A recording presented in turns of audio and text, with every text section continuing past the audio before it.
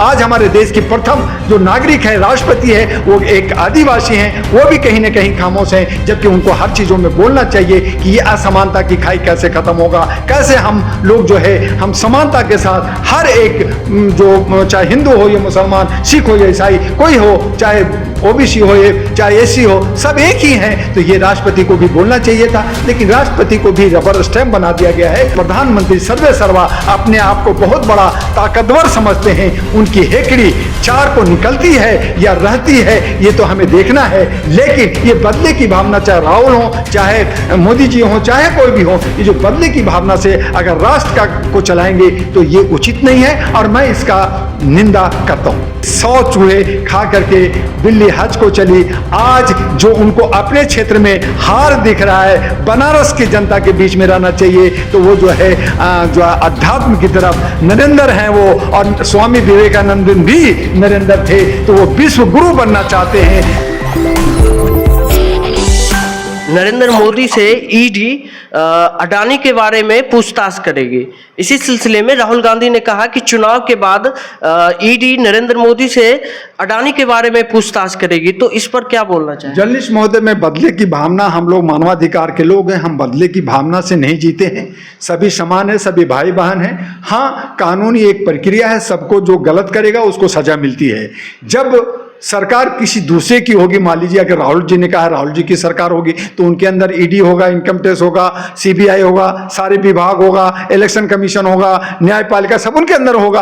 अगर उसका इस्तेमाल जिस तरह से मोदी जी कर रहे हैं वो करेंगे तो ये गलत है। उनको जो है सबको समान रूप से कानूनी प्रक्रिया में जो गलत किया उनको सजा मिलेगी, मिलते रही है। आज केजरीवाल जो इंडिया गठबंधन के अंदर हैं, उनका हिस्सा हैं, उनके साथ सजा मिली है। हम उनको कह रहे हैं सही है, उनको जेल भेजो, और लोग गलत करें अंदर जाएं। हेमंत सोरेन जो जेल में है उनको भी प्रचार करने के लिए छोड़ना चाहिए था, उनको भी न्यायपालिका ने नहीं छोड़ा है। लेकिन वहां के आदिवासी हेमंत सोरेन के साथ हैं, उनकी बीवी को साथ दे रहे, और वहां आदिवासियों की जीत होगी। आज हमारे देश की प्रथम जो नागरिक है, राष्ट्रपति है, वो एक आदिवासी हैं, वो भी कहीं ना कहीं खामोश हैं, जबकि उनको हर चीजों में बोलना चाहिए कि ये असमानता की खाई कैसे खत्म होगा, कैसे हम लोग जो है हम समानता के साथ हर एक जो चाहे हिंदू हो या मुसलमान, सिख हो या ईसाई, कोई हो, चाहे ओबीसी हो या चाहे एससी हो, सब एक ही हैं। तो ये राष्ट्रपति को भी बोलना चाहिए था, लेकिन राष्ट्रपति को भी रबर स्टैम्प बना दिया गया है। उनको भी मंदिर में जाने नहीं दिया गया, उनको जो है पार्लियामेंट के अंदर जाने नहीं दिया,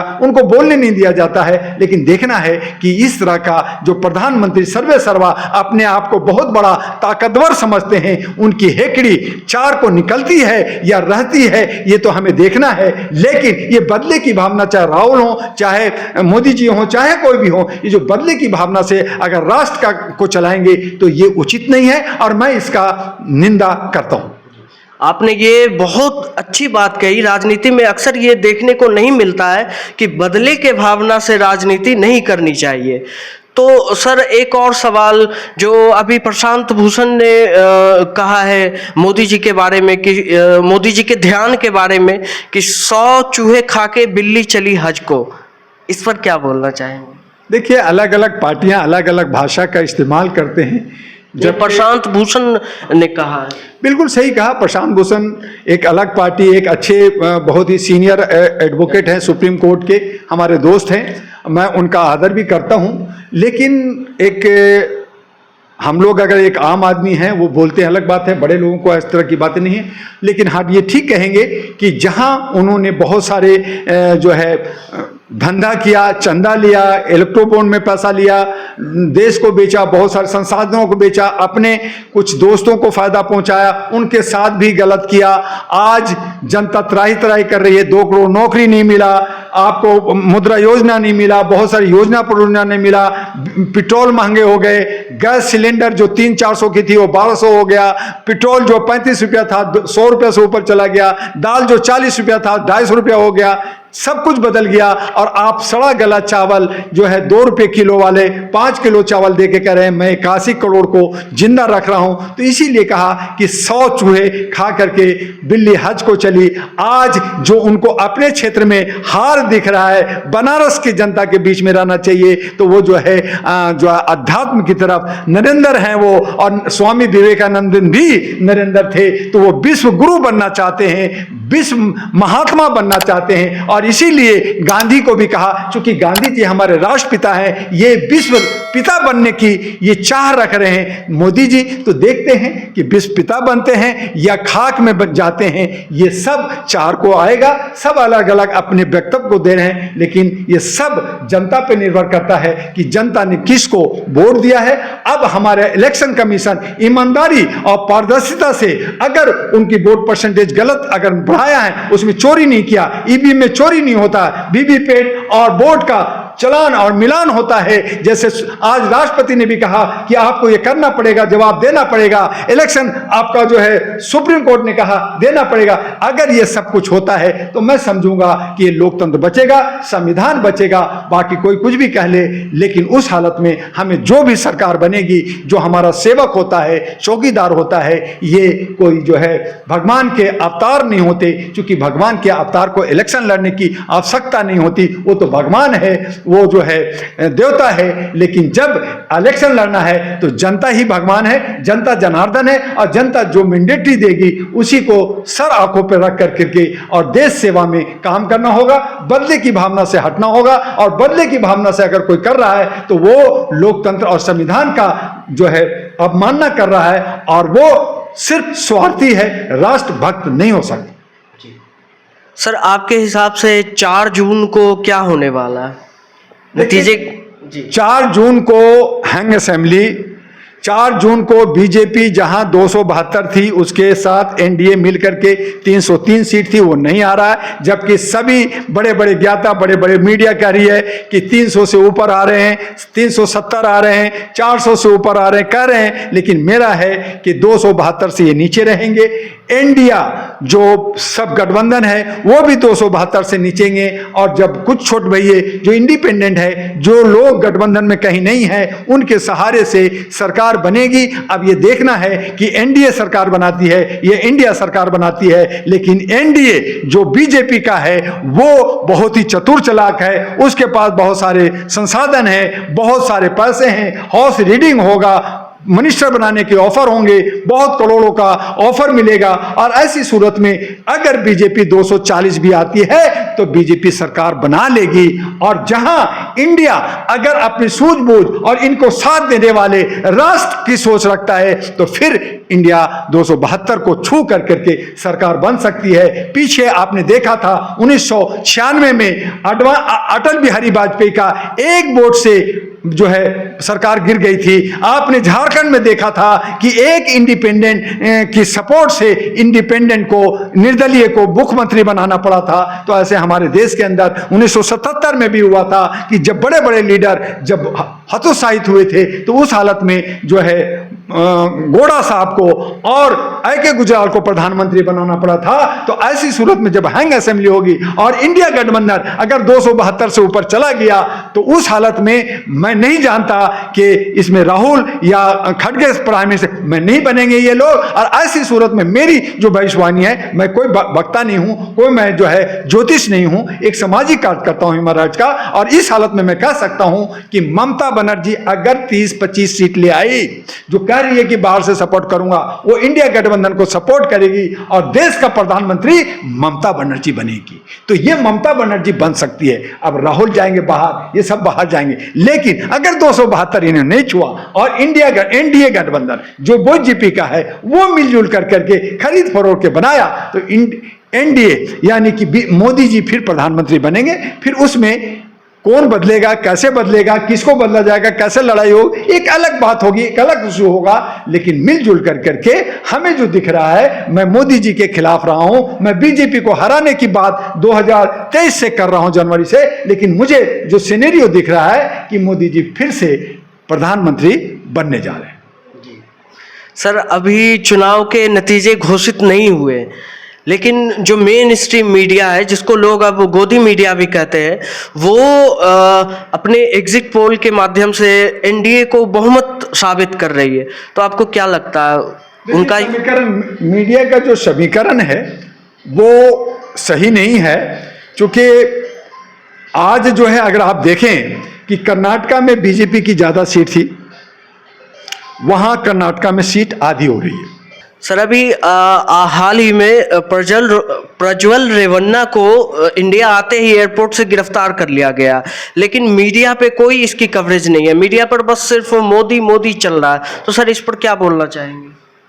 जर्नलिस्ट महोदय, जो प्रसून की जो बात है, कर्नाटका की बात है, वो वहाँ के जज ने संज्ञान लिया, जनता ने संज्ञान लिया, वहाँ की महिलाओं की जो संगठन है उन लोगों ने कहा कि हम बहुत आंदोलन करेंगे। तो एक बहुत बड़ा प्रेशर था, जबकि सरकार उनको साथ दे रही है। 108 बलात्कारी जो बीजेपी के अंदर है, यूपी के अंदर हैं, आपके कर्नाटका के अंदर हैं, हरियाणा में हैं, आपका महाराष्ट्र में है, गुजरात में है, इन सब को संरक्षण सरकार की मिली हुई है। तो सर मीडिया पे भी कोई कवरेज नहीं चल क्योंकि रहा है। मीडिया गोदी मीडिया है, मीडिया जो है उनके ही पट्टू हैं। आज 4 तारीख को उनको दिखेंगे, 1 तारीख कल शाम में 1 जून को जब दिखेंगे कि ये सरकार नहीं बनने जा रही है, ये सीधा पलटा लेंगे। ये सब जो है इधर आएंगे कि नहीं साहब हम गलती में थे। तो ये अभी बिके हैं, चूंकि इनको पैसा मिल रहा है। मैंने कहा कि 1 को भी नहीं, 4 को भी नहीं, क्योंकि इनको लग रहा है कि अगर बीजेपी 240 तक भी आ जाती है तो उनके सपोर्ट सहयोग लेकर करके और कुछ खरीद करके 272 लेके सरकार बनाएंगे। और इसीलिए हमारे आदरणीय माननीय मोदी जी अपना बनारस क्षेत्र छोड़ कर करके कन्याकुमारी, हिंदुस्तान का एक कोने में जाकर के स्वामी विवेकानंद के गुफा में बैठ करके आराधना कर रहे हैं, भगवान से डायरेक्ट बात कर रहे हैं कि आपने मुझे भेजा था, मेरी इज्जत जा रही है, मुझे प्रधानमंत्री बनना है, 75 जाए बाढ़ में, मैं 80-90 साल तक रहूंगा, 100 साल तक रहूंगा, आपका बेटा हारने जा रहा है। इसलिए वो तपस्या में लीन हो गए हैं और इधर ये गेम हो रहा है खरीद फरोख्त का। इसलिए मीडिया को बाप कर रहे हैं कि भैया यही बन रहा है तो कल तो तेजस्वी जेल जाएगा, कल आतिशी जेल जाएगा, 2 जून की रोटी केजरीवाल जेल में खाने जा रहा है, उसके बाद में राघव चड्ढा जाएगा और लोग जाएंगे, मैं भी ना चला जाऊं। इसलिए खामोशी से उन्हीं को साथ दे रहे हैं। हमारे बीच में जो जनता को थोड़ा बहुत मिल रहा है वो सोशल मीडिया से मिल रहा है, यूट्यूबर से मिल रहा है, उनकी वजह से मिल रहा है। उसमें भी ये कह रहे हैं ये टाएं करते रहते हैं, ये तो ऐसे ही बोलते रहते हैं, ये तो कुछ है नहीं है, ये तो गली के छोरे हैं, ये क्या हमें देंगे। लेकिन इन्हीं गली के छोरों की वजह से आज जनता अवेयर हुई है, जागरूक हुई है और वो अपनी खामोशी के साथ जहां पे दंगा फसाद हो सकता था, हिंदू मुस्लिम की लड़ाई हो सकता था, वो नहीं हुआ। भाई भाई बने रहे।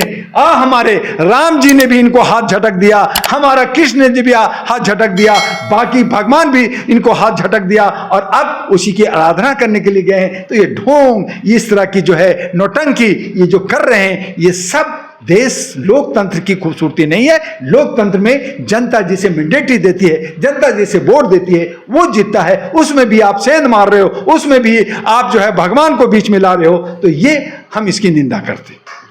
सर आपसे बात करके बहुत खुशी हुई, बहुत अच्छा लगा। सर लास्ट में एक सवाल कि सर आप जो इतना मुखर होकर के लोकतांत्रिक राइट्स को लेकर के बोलते हैं, सर आपको डर नहीं लगता आजकल जो देश में जो माहौल चल रहा है? बिल्कुल जर्नलिस्ट महोदय, मैं भी एक हाड़ मास का बना हुआ हूं, मैं भी एक ये जो है लूथड़ा में हूं, मेरी भी डर होती है, सबको डर होनी चाहिए। लेकिन जब सर पे कफन कोई बांध ले और मानवता के लिए, इंसानियत के लिए, ह्यूमैनिटी के लिए अगर लड़ता हो, देश के लिए, मैंने बहुत सारी चीजें IAS की सारी चीजें पढ़ाई छोड़ी, मैंने CA छोड़ा, मैंने LLB करके सारा सब कुछ छोड़ा, मैंने समाज के लिए लगा 37 साल से काम कर रहा हूं। भारत के अंदर ह्यूमन राइट्स की मैं रिफॉर्म किया, आज मेरे करोड़ों लोग उसके हैं। तो मैं जो है बेईमान नहीं होना चाहता। मुझे भी 2 रोटी खानी है, वो भी 2 रोटी खा रहे हैं, वो घी लगा के खा रहे हैं, मैं सौखी खा रहा हूं, लेकिन मैं चैन के साथ मरना चाहता हूं, सीने पे गोली खा के मरना चाहता हूं। मैं दोगला देश के नहीं बनना चाहता। समाज के अंदर अगर सही दशा बाद ऐसा नहीं मिलेगा। लोग अगर रोएंगे तो उसका बद्दुआ जो है हर को लगता है। आज ये सोच रहे हैं कि मैं तो भगवान का एक अवतार हूं, मुझ में तो बद्दुआएं लगेंगे नहीं, तो फिर तुम क्यों तपस्या कर रहे हो,